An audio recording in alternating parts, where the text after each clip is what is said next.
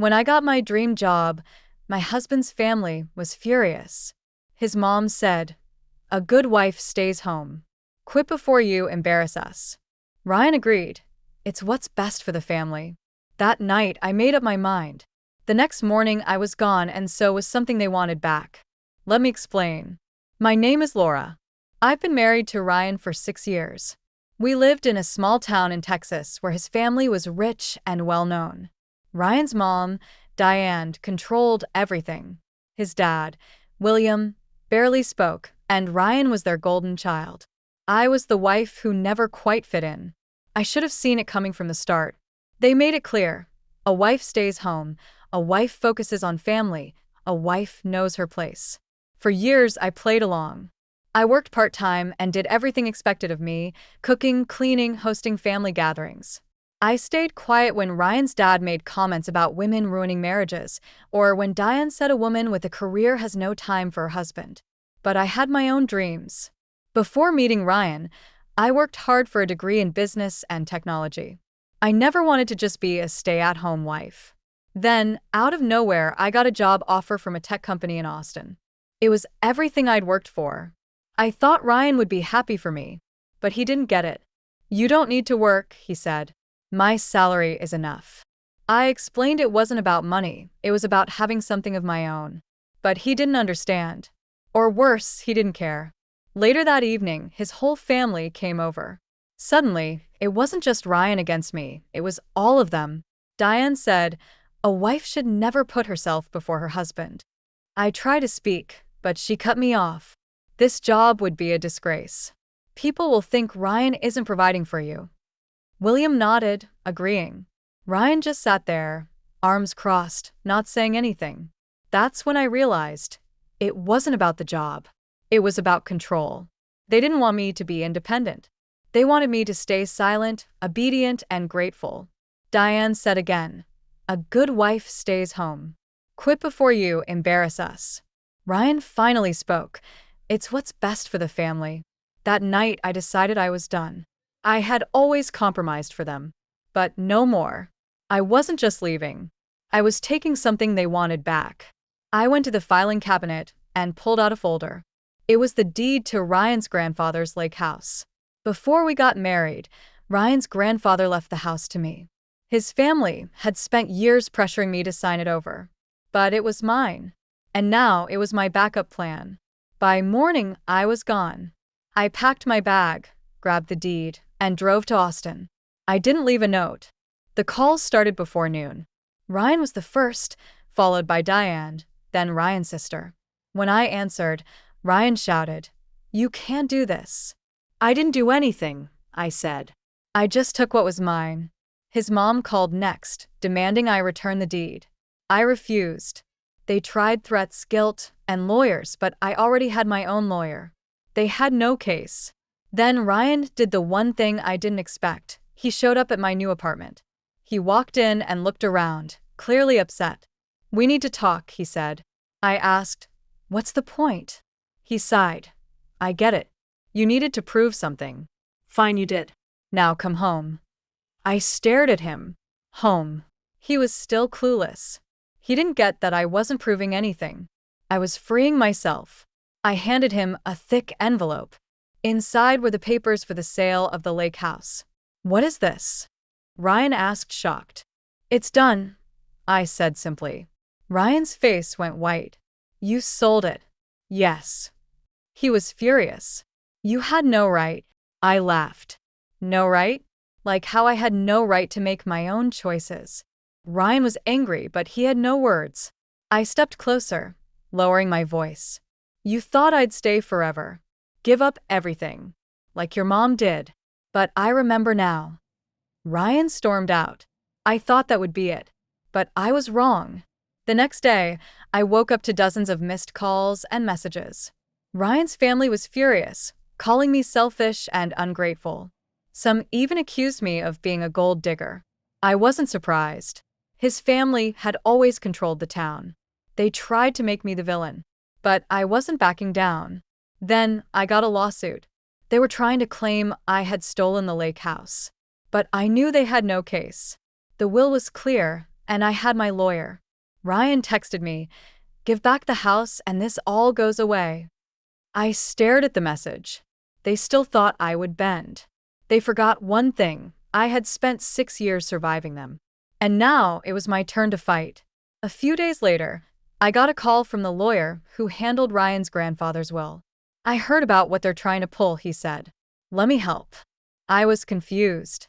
"Why?" "Because your husband's grandfather wanted you to have a way out," the lawyer explained.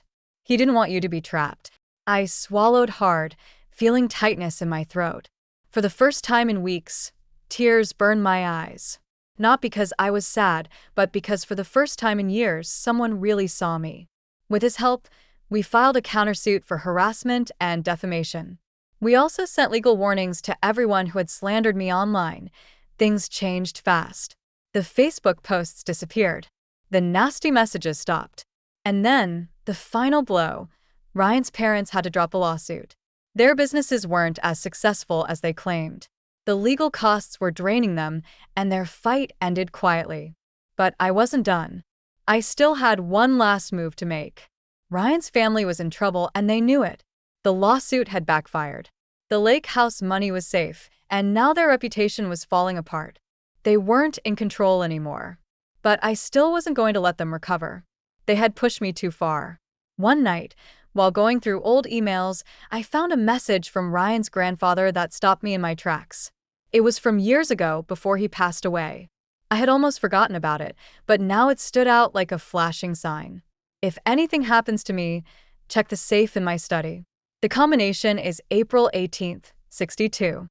My heart skipped a beat. Ryan's grandfather had trusted me with a safe code, and I knew exactly where it was. When I last visited the lake house, I saw it hidden behind a bookshelf. At the time, I didn't think much of it. But now, I was very interested in what he had left behind. I drove to the lake house at 2 a.m. It was still technically mine. The sale wasn't finished, but I wasn't taking any chances. I parked down the road, walked through the trees, and sneaked in through the back door. The house was dark and untouched. I moved quickly, heading straight to the study. My hands shook as I moved the bookshelf aside to reveal the safe. I punched in the combination. April 18th, 62. The safe clicked open. Inside were stacks of folders. When I pulled one out and opened it, I gasped. They were bank records. But not just any records, illegal transactions, all linked to Ryan's father. Ryan's family had always boasted about their successful businesses, but these papers told a very different story.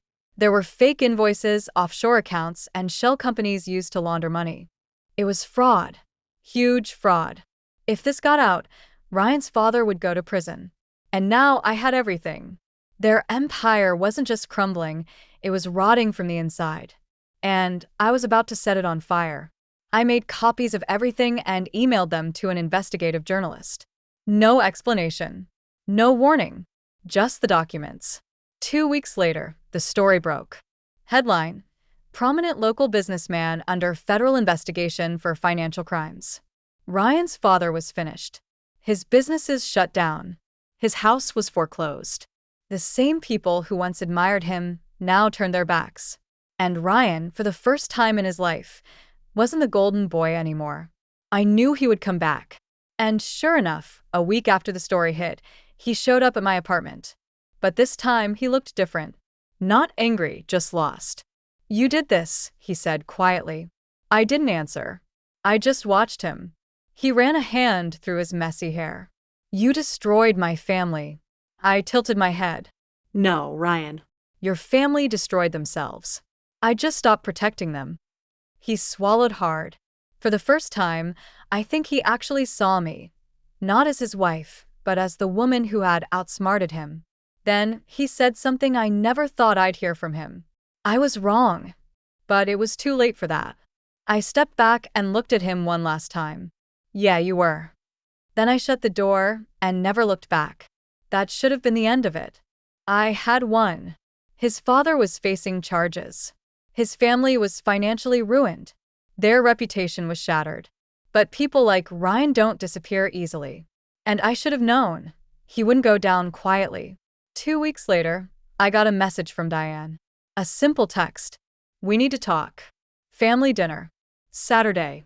Be there. It was like nothing had happened, like I was still part of their family. I almost laughed. After everything, they thought I'd show up like nothing had changed. But something told me this wasn't an invitation. It was a trap. That Saturday, I drove to their house. The mansion they used to brag about? Now abandoned. The lawn was overgrown. The shutters were peeling. Only one old SUV sat in the driveway. They had lost everything. And I wasn't sorry. I stepped inside. Ryan was by the fireplace. His sister was on the couch. And at the head of the table sat Diane. She gestured for me to sit. Sit. I didn't. I crossed my arms and leaned against the wall. I assume this isn't a family reunion. Diane exhaled sharply, her fingers tapping the wine glass. You went too far. I smiled. Did I? You destroyed us. Ryan's sister cried. You sold Grandpa's house. You ruined our business. You. I exposed the truth. I cut in. That wasn't my fault. That was your father's crimes finally catching up to him. Diane slammed her glass down. You didn't have to involve the press. I laughed coldly. What did you want me to do? Stay quiet? Let you drag me through the mud while playing the victims? Ryan finally spoke, his voice low. We could have fixed this. I turned to. Fix what? I asked. Your father's fraud? Your mother's manipulation? Or did you just want me to come crawling back, like always? His fists clenched. You didn't have to burn it all down. The room went silent. Then I said, maybe I did. Diane's jaw tightened. If you have any decency, return the money from the house sale. It was meant to stay in the family. I felt cold. She was still trying to control me. Even now, when everything had fallen apart, she still acted like I owed them something. I took a slow breath and said, what family? Diane blinked. I gestured around the room. Look at you. You turned on me the second I did something for myself. You never saw me as part of this family. You just wanted me under your control. She opened her mouth, but I wasn't finished. And the best part, I leaned in, my voice soft but sharp. Your husband is going to prison, and you won't have a single dollar to your name. Diane turned pale. Ryan's sister gasped. And Ryan? He wasn't angry or in denial. He was scared. He finally realized what I had known all along. There was no coming back from this. I reached for the door. Ryan spoke again. Laura. I hesitated. His voice was different. Raw. Not angry, just lost. I loved you, he said quietly. For a moment, I believed him. But love isn't control. Love isn't ownership. Love isn't making someone feel small. I nodded once. Maybe you did.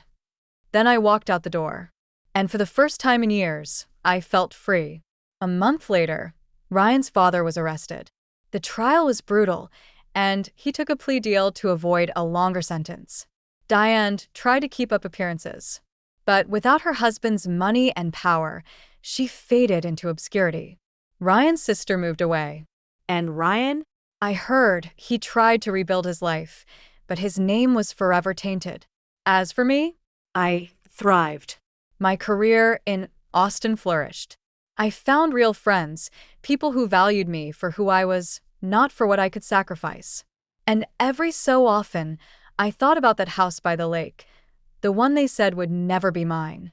And I smiled, because in the end, they tried to erase me. But I was the one who erased them.